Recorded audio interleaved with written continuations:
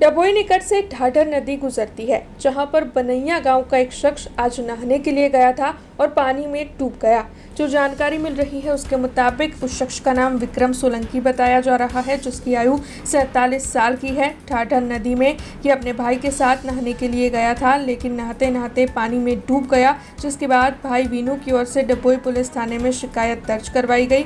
दमकल की टीमें वहां पर पहुंची, स्थानीय गोताखोर वहां पर पहुंचे हैं। इस वक्त उस शख्स को ढूंढने की मशक्कत की जा रही है, लेकिन अभी तक शख्स के बारे में कोई भी जानकारी हाथ नहीं लगी है। पुलिस लगातार इस मामले में वहां पर मदद के लिए मौजूद है और उस शख्स को ढूंढने की कोशिश पूरी तरीके से की जा रही है।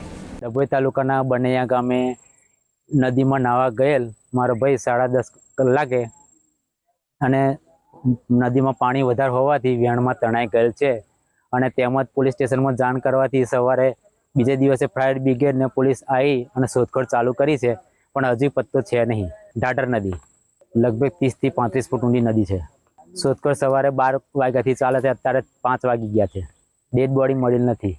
हमसे जुड़े रहने के लिए हमारे YouTube चैनल को सब्सक्राइब करें और नई वीडियो की नोटिफिकेशन के लिए बेल आइकॉन को दबाएं।